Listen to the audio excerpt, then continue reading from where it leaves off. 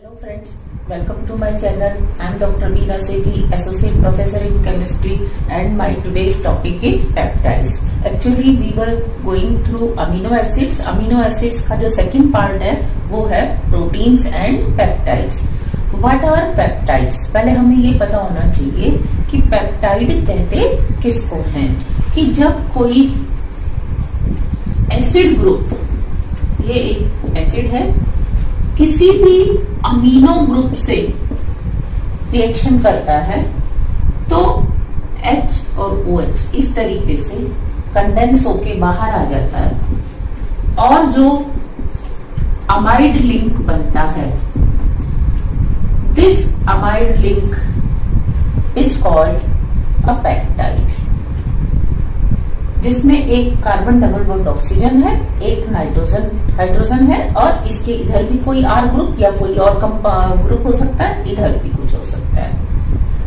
Amino acids के case में जो हम देखते हैं वो क्या होता है कि अमीनो एसिड का एक अमीनो ग्रुप, जैसे ये मेरे पास NH2 था, ये COH, ये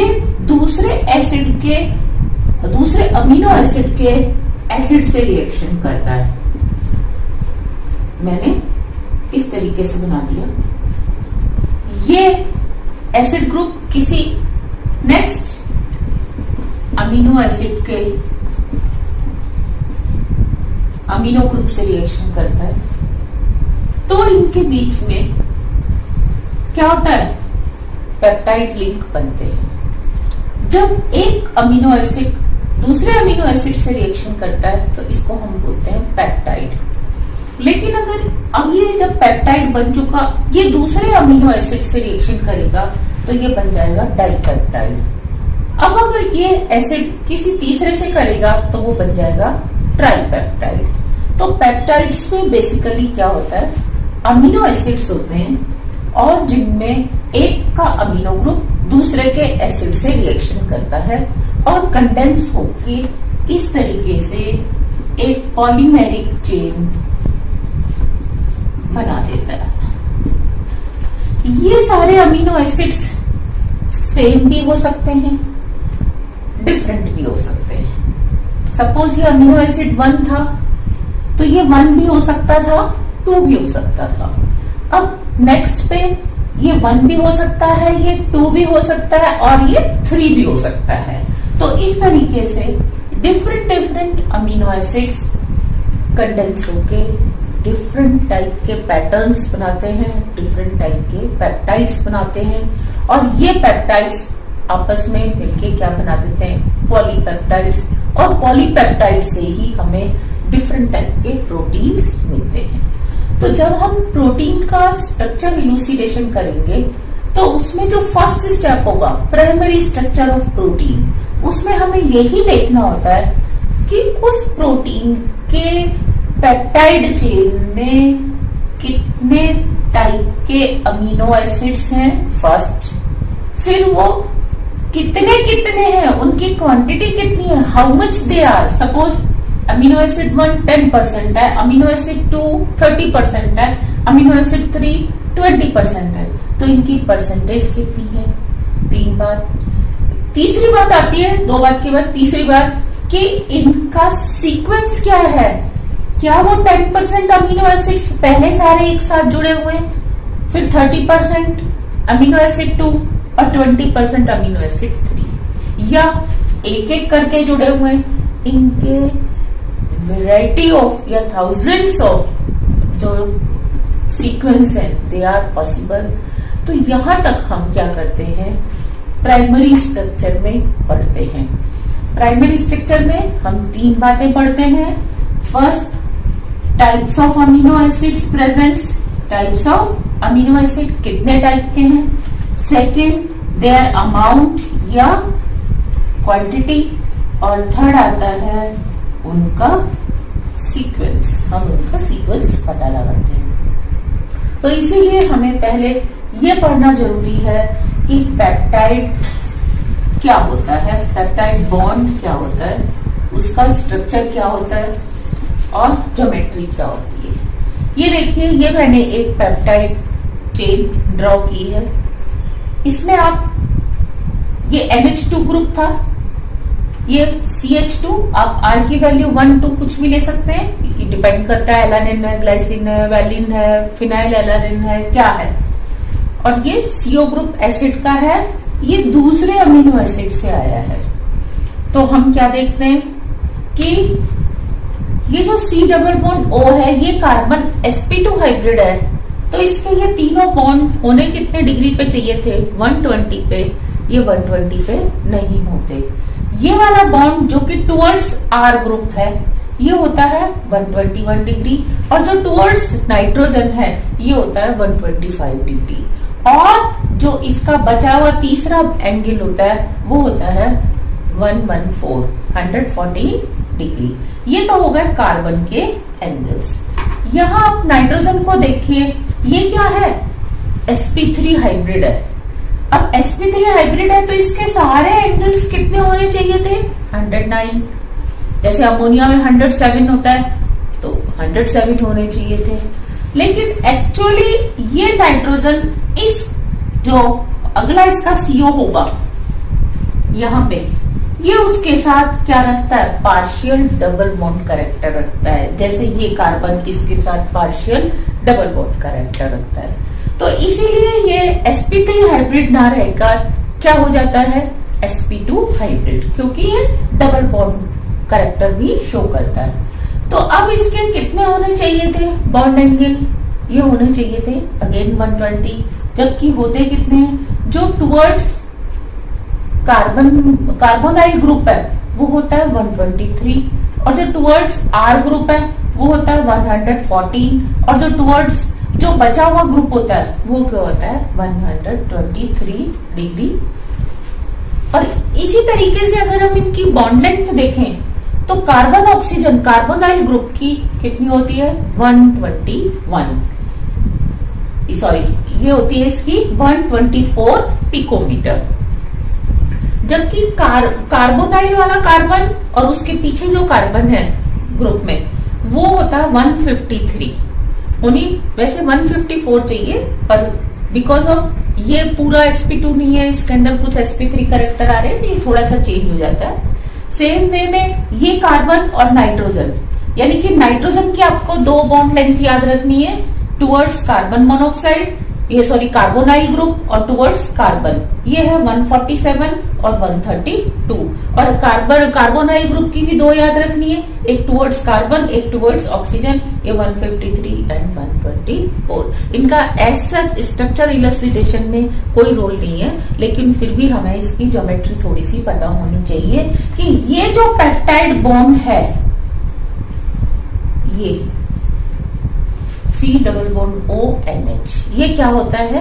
प्लेनर होता है, क्योंकि ये भी sp2 हाइब्रिड है और ये भी क्या है? sp2 हाइब्रिड हो जाता है। इसमें भी पाई बॉन्ड कैरेक्टर आ जाते हैं, जैसा कि आप यहाँ देख रहे हैं। यहाँ मैंने क्या बनाया? पार्शियल डबल बॉन्ड कैरेक्टर बनाया है। तो ये प्लेनर होता है। फिर ये वाला कार्बन आगे इसके साथ प्लेनर होगा, ये नाइट्रोजन इसके साथ प्लेनर होगा, तो ओनली दिस कार्बन, इसके जो बॉन्ड एंगल है वो फ्री होते हैं रोटेट करने के लिए, और इस बॉन्ड में पार्शियल डबल बॉन्ड कैरेक्टर आ गए, तो इसीलिए इसमें रेस्ट्रिक्टेड रोटेशन हो जाता है, हिंडर्ड रोटेशन हो जाता है। तो इस कार्बन के जो बॉन्ड एंगल्स हैं, इनको इंडियन बायोफिजिसिस्ट GNA रामाचंद्रन ने क्या किया था? इसको फाइंड आउट किया था कि इस कार्बन का जो टुवर्ड्स नाइट्रोजन वाला R के साथ जो बना हुआ बॉन्ड है उसको थीटा कहते हैं, और जो टुवर्ड्स कार्बोनाइल वाला बॉन्ड है उसको हम क्या कहते हैं?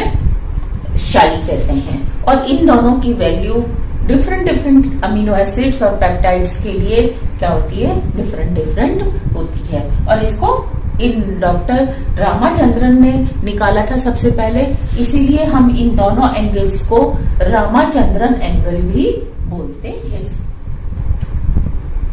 Synthesis of peptide, synthesis of peptide के लिए, क्योंकि अमीनो एसिड्स जो हैं they are bifunctional, they are bifunctional groups, और अब आप इसकी रिएक्शन दूसरे अमीनो एसिड से कराना चाहते हो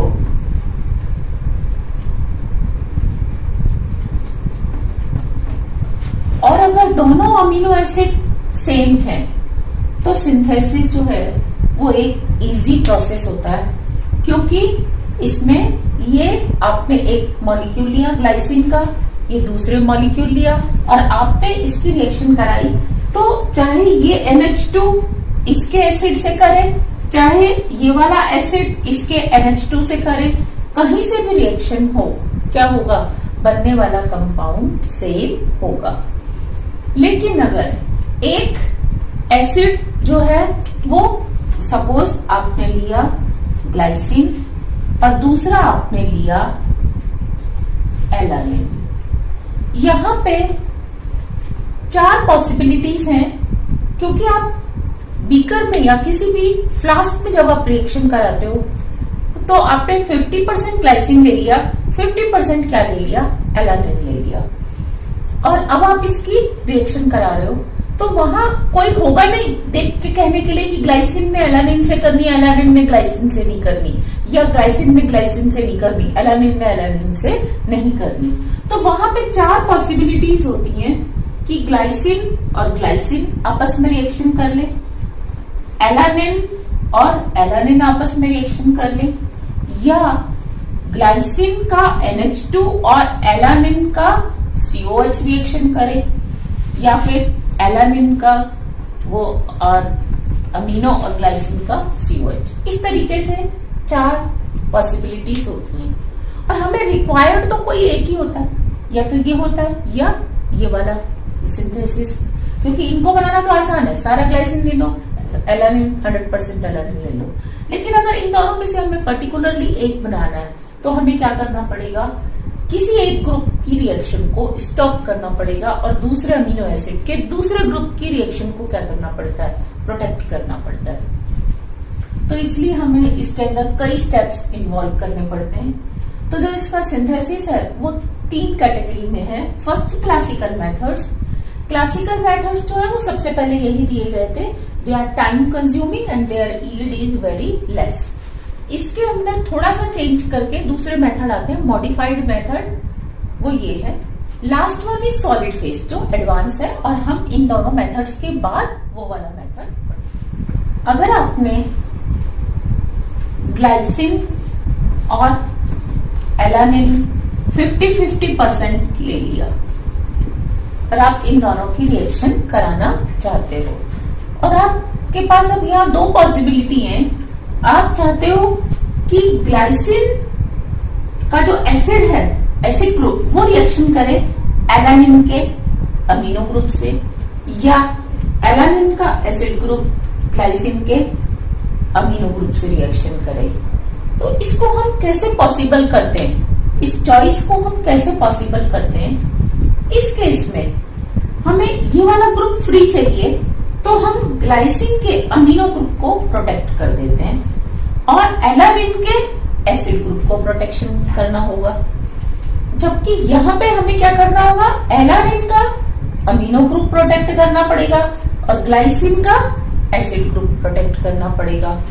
और इनका जो नोमेनक्लेचर है, उस नोमेनक्लेचर में हम क्या देखते हैं कि जो एन एंड या एन टर्मिनल यानी कि अमीनो टर्मिनल ग्रुप, जहां अमीनो फ्री है, वो प्रिफरेबली लेफ्ट साइड पे लिखा जाता है, और जो कार्बोक्सिलिक एसिड जिसको हम सी टर्मिनल भी बोलते हैं, वो वाला अमीनो एसिड राइट साइड पे लिखा जाता है। जैसे कि मैंने यहाँ पे लिखा है, ग्लाइसिन को मैंने पहले लिखा है, इसका अमीनो ग्रुप फ्री है, ये एन टर्मिनल कहलाता है, और एलानिन का ये वाला ग्रुप एसिड ग्रुप फ्री है। और इसको लिखते समय, इसका नोमेनक्लेचर करते समय, या तो आप ये जो 3 वर्ड्स होते हैं उसके पहले ग्लाई एला ऐसे लिख दो, तो ये इंडिकेट करता है कि ग्लाइसिन का एन ग्रुप जो है टर्मिनल वो फ्री है, और एलानिन का राइट साइड लिखा है, इसका मतलब इसका COH फ्री है। और यहाँ पे मैंने एला ग्लाई लिखा है, इसका मतलब इसका एलानिन का तो एन टर्मिनल फ्री है और ग्लाइसिन का COH टर्मिनल फ्री है। साथ में क्या होता है, इसको नाम देने के लिए जो ग्लाइसिन है CINE, इसको हटा के मैं YL लगा देती हूँ, यानी कि मैंने INE को हटा दिया इनको, और क्या लगा दिया YL, ग्लाइसिल, और पीछे वाला नाम ऐसा लिखा जाएगा कंटिन्यूएशन में। तो ये हो गया एलानिन। और इस केस में इसका नाम हो जाएगा एला, क्या था, निन, तो एलानिन हो जाएगा इसका नाम, और ये हो जाएगा ग्लाइसिन। ये अगर तब है जब मेरे पास 2 ही अमीनो एसिड्स हैं। लेकिन अगर मुझे 3 अमीनो एसिड्स का नाम लिखना है तो मुझे क्या करना पड़ेगा, जैसे मैंने एलानिन लिया, फिर मैंने ग्लाइसिन लिया, फिर मैंने फिर एलानिन लिया, तो अब मैं क्या कर सकती हूँ, इसका नाम दूंगी एलानाइल, ग्लाइसिनाइल और एलानिन। यानी कि जो COOH टर्मिनल वाला ग्रुप है केवल उसी को हम निन लिखेंगे लास्ट में, बाकी उससे पहले वाले जितने भी हैं उन सबको हम YL सफिक्स दे देंगे, एलानिल, ग्लाइसिनिल और ये एलानिन। Is it clear? तो ये था इसका हल्का सा नोमेनक्लेचर और राइटिंग पैटर्न। ये मैंने आपको इसलिए बताया सो दैट कि आप ये समझ सको कि इस प्रोसेस में हमें कौन से एसिड का अमीनो ग्रुप प्रोटेक्ट करना है और कौन से एसिड का COH ग्रुप प्रोटेक्ट करना है। पहले मैं फर्स्ट चांस ले रही हूं जिसमें मुझे बनाना है ग्लाइसिल एलानिन। ग्लाइसिल एलानिन, तो ग्लाइसिल का मुझे NH2 ग्रुप फ्री रखना है, तो I will protect NH2 group of ग्लाइसिल।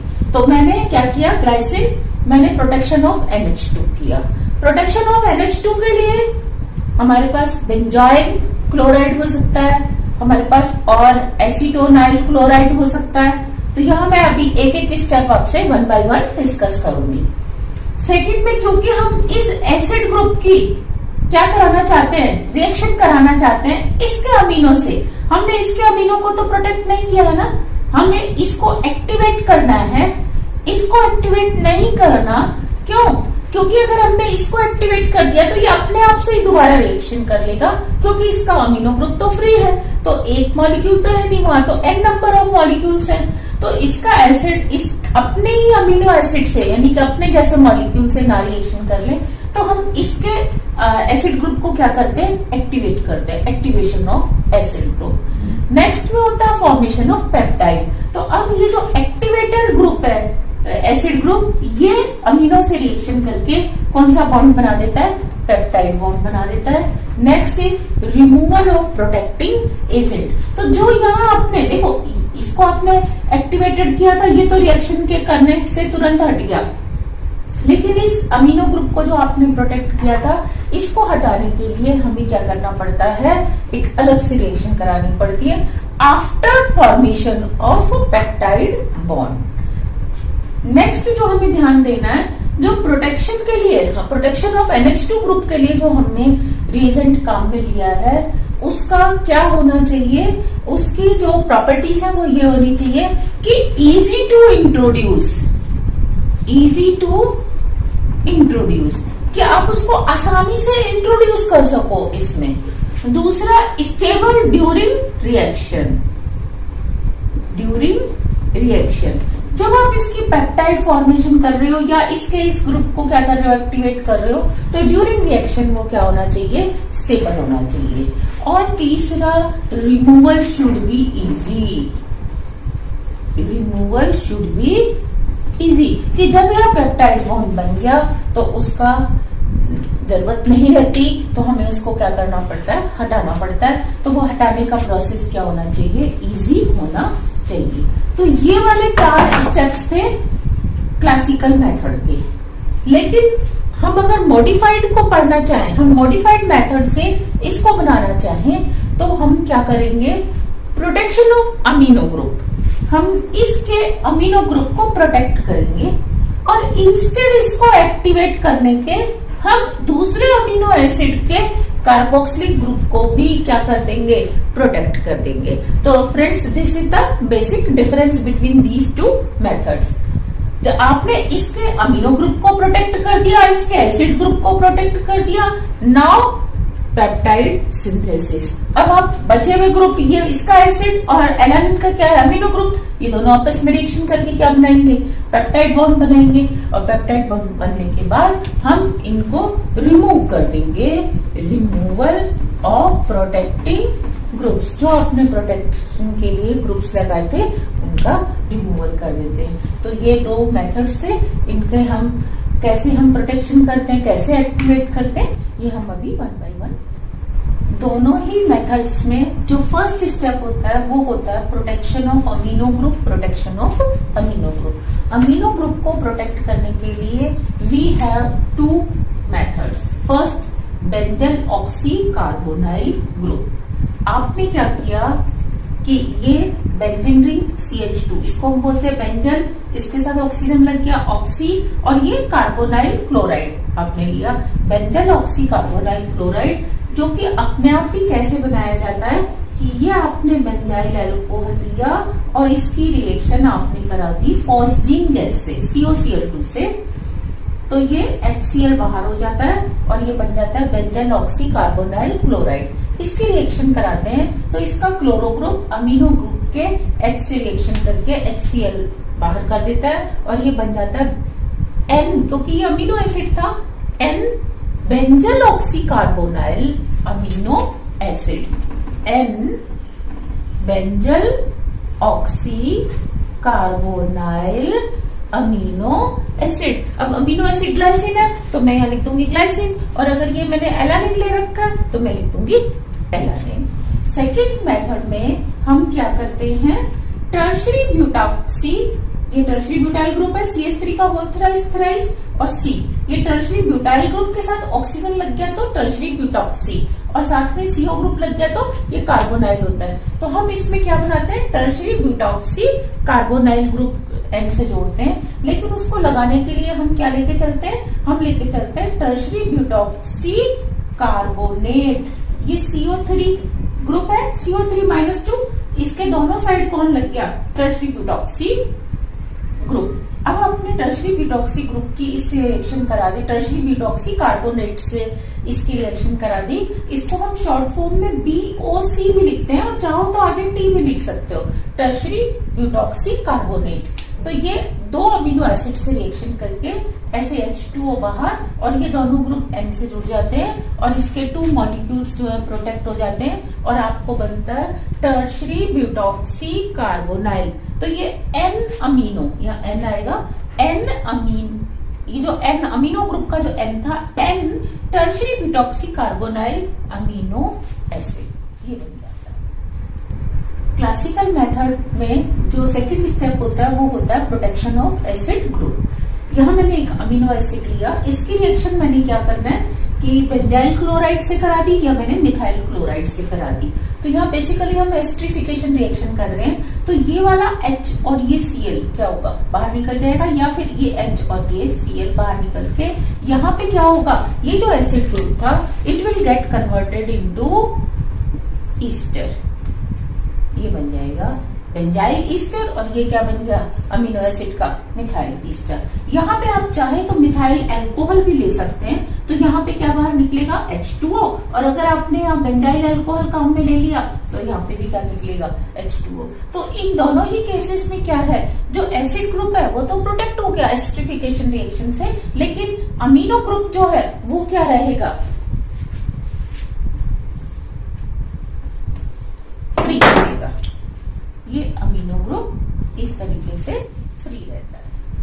Third step होता है activation of acid group. Activation of acid group जो है हम दो तरीके से कर सकते हैं। फर्स्ट कि हम एसिड ग्रुप को कार्बोनाइल क्लोराइड ग्रुप में कन्वर्ट कर दें, या हम उसको वेरी रिएक्टिव ईस्टर ग्रुप में कन्वर्ट कर दें। तो फर्स्ट आता है कार्बोनाइल क्लोराइड में कन्वर्जन। तो ये आपने क्या ले रखा है, प्रोटेक्टेड अमीनो एसिड ले रखा है, यहाँ मैंने NH के ऊपर ये ब्लॉक लगा दिया, इसका मतलब कि ये प्रोटेक्टेड है। चाहे आपने टर्शरी ब्यूटॉक्सी ग्रुप लगाया है इसके ऊपर या कोई दूसरा बेंजल ऑक्सी ग्रुप लगाया है, तो ये प्रोटेक्टेड आपने लिया, इसके रिएक्शन आपने थायमिल क्लोराइड से करा दी, तो क्या होता है, ये पिरिडीन में रिएक्शन होती है, तो -SO2 और -HCl बाहर निकल जाते हैं, और क्या बनता है कि ये यहाँ पे COCl ग्रुप आ जाता है। और वेरी रिएक्टिव ईस्टर फॉर्मेशन में हम क्या करते हैं, इसका पैरा नाइट्रोफिनॉल से रिएक्शन कराते हैं। तो ये अल्कोहल है, ये एसिड है। यहाँ पे भी मैंने क्या किया है, प्रोटेक्टेड अमीनो एसिड ग्रुप लेके चली हूं, तो क्या होगा ये HOH इस तरीके से बाहर निकल जाएगा और क्या बन जाएगा, para nitrophenyl ester of amino acid. अब ये जो रिएक्शन कराते हैं, क्योंकि इसमें ये वाटर बाहर निकल रहा है, तो हम यहाँ पे डिहाइड्रेटिंग एजेंट लेके चलते हैं, वो होता है DCC। अब DCC क्या है, DCC है डाईसाइक्लोहेक्साइल कार्ब अमाइड, डाईसाइक्लोहेक्साइल कार्ब अमाइड। अब इसका हम फॉर्मूला कैसे याद रखें, पहले आपको पता होना चाहिए कार्बोमाइड क्या होता है। कार्बोमाइड होता है urea, it is nothing but urea. ये आपने यूरिया ले लिया, फिर आपने लिखा डाईसाइक्लोहेक्साइल, एक्चुअली इसका फुल नेम है N डाईसाइक्लोहेक्साइल।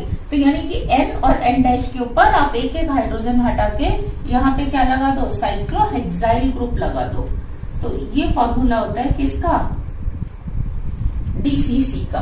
ये मैंने यहाँ भी बना रखा है, यूरिया लिया, यूरिया में आपने क्या किया, एक एक हाइड्रोजन की जगह साइक्लोहेक्साइल ग्रुप। ये क्या करता है, जो इसमें वाटर बाहर निकल रहा है, इस वाटर को ये एब्जॉर्ब कर लेता है और ये यहाँ पे रिएक्शन हो जाती है, ईस्टर बन जाता है। तो ये था एक्टिवेशन ऑफ एसिड ग्रुप। अब ये आपका जो एसिड ग्रुप है ये एक्टिवेट हो चुका है जल्दी से रिएक्शन करने के लिए किसी भी अमाइड से, अमीनो ग्रुप से, और क्या बनाएगा, peptide bond. After protection of amino groups and acid groups and activation of acid group, जो फोर्थ स्टेप आता है वो होता है फॉर्मेशन ऑफ पेप्टाइड बॉन्ड।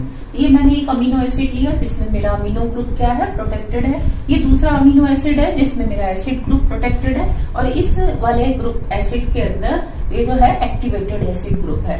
मैं इसकी रिएक्शन 263 मतलब काफी माइल्ड कंडीशंस के अंदर टेट्राहाइड्रोफ्यूरेन या मिथाइलिन क्लोराइड की प्रेजेंस में कराती हूँ। तो ये एसिड और ये अमीनो ग्रुप आपस में रिएक्शन करके क्या बना देते हैं, पेप्टाइड बॉन्ड बना देते हैं। ये जो हमने टेट्राहाइड्रोफ्यूरेन या मिथाइलिन क्लोराइड लिया, ये सॉल्वेंट लो पोलरिटी का इसलिए लिया जाता है ताकि यहाँ पे रेसिमिक मिक्सचर ना बने, पर्टिकुलर एक ही फॉर्म बने। जब ये पेप्टाइड बॉन्ड बन जाता है तो इसका नेक्स्ट स्टेप होता है रिमूवल ऑफ प्रोटेक्टिंग ग्रुप्स, यानी कि आपको ये अमीनो ग्रुप रिमूव करना है, अमीनो ग्रुप के ऊपर जो प्रोटेक्टिंग ग्रुप लगा रखा था और एसिड ग्रुप के ऊपर। तो हम क्या करते हैं कि अमीनो ग्रुप में हम जनरली लेते हैं बेंजिल ऑक्सी ग्रुप और दूसरा लेते हैं टर्शरी ब्यूटॉक्सी कार्बोनाइल ग्रुप। तो इन दोनों को हटाने के लिए हम क्या करते हैं कि अब ये जो कंपाउंड बना, इस NH2 के ऊपर प्रोटेक्टिंग ग्रुप को हटाने के लिए अगर आपने बेंजल ऑक्सी ग्रुप लिया था तो हम इसका रिडक्शन कर देते हैं, कैटेलिटिक रिडक्शन कर देते हैं, या फिर हम इसका एसिटिक एसिड में HBr से क्या करते हैं, हाइड्रोलिसिस कर देते हैं। इसी तरह से अगर यहाँ पे टर्शरी ब्यूटॉक्सी ग्रुप था तो हम उसको क्या करते हैं, strong acid trifluoro acetic acid के साथ हाइड्रोलाइज करते हैं, या फिर HBr इन एसिटिक एसिड से कर देते हैं। तो यहाँ से ये अमीनो ग्रुप फ्री हो जाता है, यानी कि N terminal is now free. और अगर एसिड ग्रुप है, इसके ग्रुप का जो प्रोटेक्शन हमने कर रखा था वो जनरली हमने एसिडिफिकेशन रिएक्शन से किया था, तो हम इस ग्रुप को हटाने के लिए, यहाँ पे मिथाइल भी हो सकता था बेंजील की जगह, तो इस ग्रुप को हटाने के लिए या तो हम कैटेलिटिक रिडक्शन करते हैं या फिर हम एसिडिक बेसिक क्या कर देते हैं, हाइड्रोलिसिस कर देते हैं। तो यहाँ से वापिस COOH ग्रुप आ जाता है। तो ये था पूरा क्या, क्लासिकल मेथड। और क्लासिकल मेथड के बाद दूसरा आता है मॉडिफाइड मेथड। तो क्लासिकल मेथड के मॉडिफाइड मेथड होते हैं, उसका जो फर्स्ट स्टेप होता है उसमें हम क्या करते हैं, प्रोटेक्शन ऑफ अमीनो ग्रुप। तो हमने ये एक अमीनो एसिड लिया, जैसे हमने ग्लाइसिन ले लिया, इसके हमने अमीनो ग्रुप को प्रोटेक्ट कर दिया।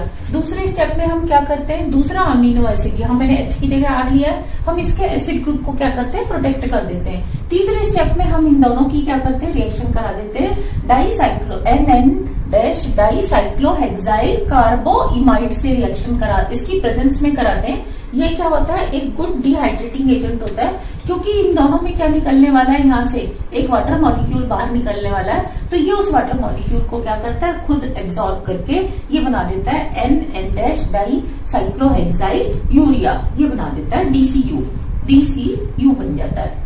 और ये करता क्या है, यहाँ से H को एब्स्ट्रैक्ट कर लेता है और इस वाले में से OH को एब्स्ट्रैक्ट करके ये हमारा पेप्टाइड बॉन्ड बन जाता है। इस तरीके से हम क्या करते हैं कि जैसे हमने एक पेप्टाइड बॉन्ड बना लिया, अब हम दोबारा क्या करेंगे, इसको रिलीज करके एक और अमीनो एसिड से रिएक्शन करा देंगे, फिर एक और से, और इस तरीके से 1 by 1 करके हम क्या करते हैं, रिएक्शन कराते जाते हैं और हमें एक long chain of peptide bond मिल जाती है। लेकिन इसमें यील्ड जो है वो क्या आती है, काफी कम आती है। यही इसका क्या है, ड्रॉबैक है कि एक पेप्टाइड के अंदर n number of amino acids होते हैं और उनका सीक्वेंस भी क्या होता है, अलग अलग होता है। तो हम क्या देख रहे हैं, जैसे हमने अभी 2 को कराया, इसमें भी 4 प्रोडक्ट बनने के चांस थे, उसको हमने कंट्रोल किया। अब हम आगे इसको फिर कराएंगे एक और से, तो और दोबारा हमें इसका क्या करना पड़ेगा, प्यूरिफिकेशन।